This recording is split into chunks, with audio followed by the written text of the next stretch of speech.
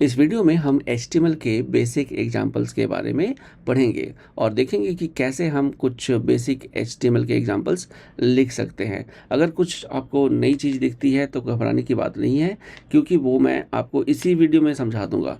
देखिए, सबसे पहले हम बात करते हैं कि HTML डॉक्यूमेंट जब हम लिखते हैं तो सबसे पहली लाइन होती है डॉक टाइप HTML, जो बताता है कि ये जो डॉक्यूमेंट है वो HTML का डॉक्यूमेंट है।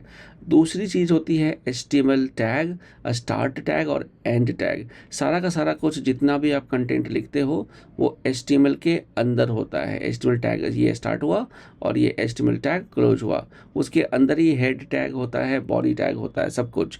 बॉडी टैग के अंदर वो चीज़ें होती है जो आपके पेज पर दिखाई जाती है। तो ये आपको समझ में आ गया डॉक टाइप क्या है। ये एग्जांपल आपको मैंने पहले पिछली वीडियो में भी बता दिया था। और डॉक टाइप बेसिकली क्या है, ये it's a non case sensitive.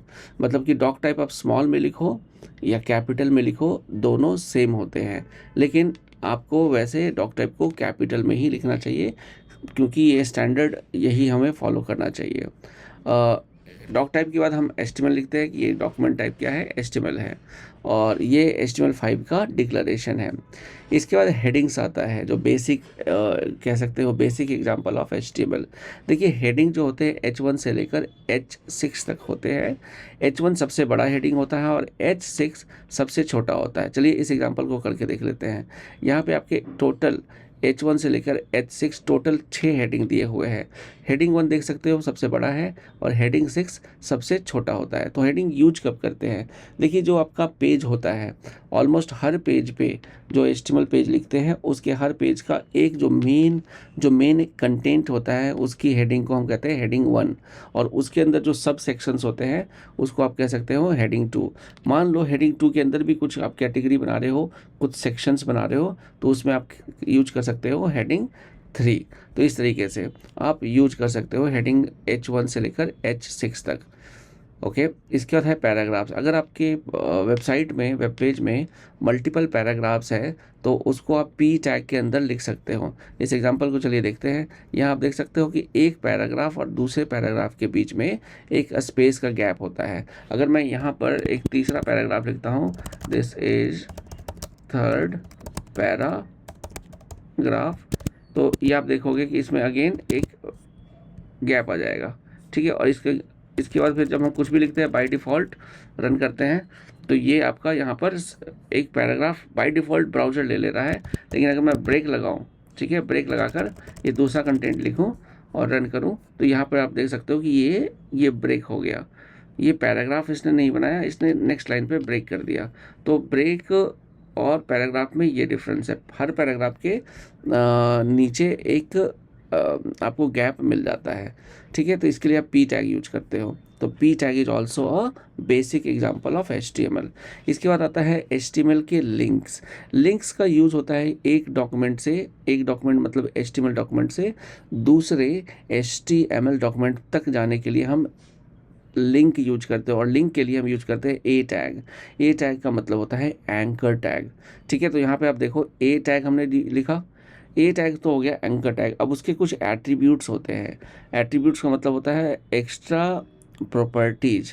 ठीक है, एट्रीब्यूट्स होते हैं प्रॉपर्टी, किसी भी टैग के हो सकते हैं और वो उस टैग के एक्स्ट्रा इन्फॉर्मेशन बताती है।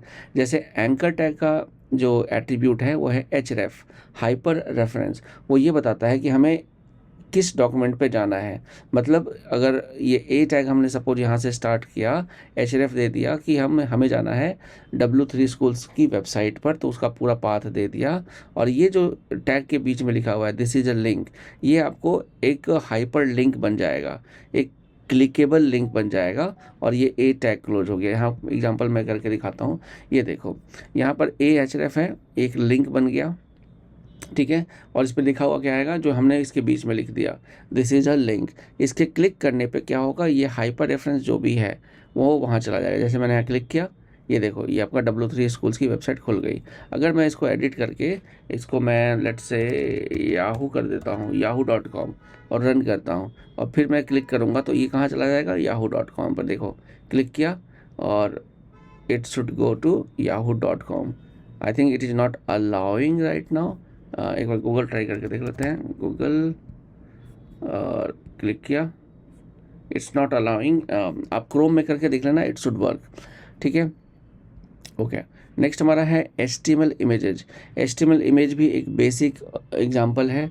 इसमें क्या होता है कि हम किसी भी इमेज को अपनी वेबसाइट पर डाल सकते हैं। इसके देखिए, इसके लिए हम यूज करते हैं IMG टैग, और इसके अंदर कुछ एट्रीब्यूट्स है जो हम देखते हैं। पहला एट्रीब्यूट है सोर्स, मतलब जो इमेज आप दे रहे हो वो कहाँ से लेकर आना है। अगर आपके लोकल फोल्डर में है जहाँ पे आपका HTML है, तो आप डायरेक्टली इमेज का पाथ लिख सकते हो, जैसे w3schools.jpg। ठीक है, तो ये वाली इमेज डिस्प्ले होगी। अब मान लो वो इमेज नहीं होगी, तो उसकी जगह ब्राउज़र आपका कौन सा टेक्स्ट दिखाएगा, क्या लिखा हुआ दिखाएगा, उसकी जगह होता है ऑल्ट। ऑल्ट का मतलब होता है ऑल्टरनेटिव टेक्स्ट। और उसके बाद इमेज की विड्थ और हाइट सेट करने के लिए विड्थ इक्वल टू 104 और हाइट इक्वल टू 142, ये कुछ भी आप लिख सकते हो। ये पिक्सल्स में होता है। इसको ट्राई इट योरसेल्फ करके देखते हैं। ये देखिए, ये इमेज है, और ये इमेज अगर मान लो कि मैं गलत कर देता हूँ, तो यहाँ पर ये देखो, ये आपका बॉक्स बन गया कि यहाँ पर इमेज है, और ये यहाँ पर आपको क्वेश्चन मार्क है। बट अगर आप दूसरे ब्राउज़र में देखोगे, वहाँ पर आपको w3schools.com दिखेगा।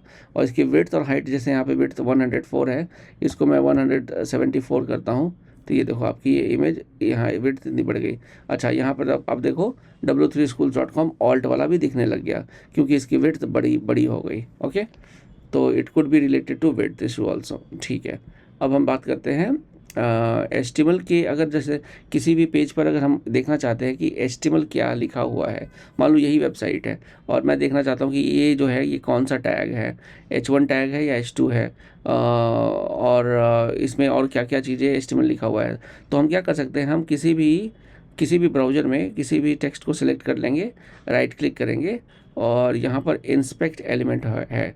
ठीक है, इंस्पेक्ट एलिमेंट पर क्लिक करेंगे तो इसका पूरा का पूरा HTML कोड आपको दिख जाएगा। ये देखो, ये हमने सेलेक्ट किया था how to view HTML source. ठीक है, ये H2 में लिखा हुआ है। ये देखो, इसका HTML का कोड आ गया पूरा। ठीक है, और ये H2 हो गया, दैट्स इट।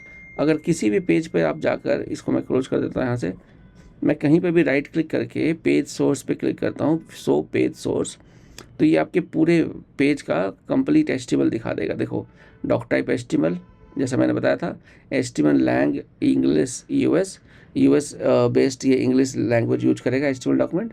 फिर इसका हेड एलिमेंट आ गया। देखो हेड कहाँ से स्टार्ट हो रहा है, ये देखो कितना सारा है, ये सारा है हेड आपका नहीं यहाँ क्लोज होगा।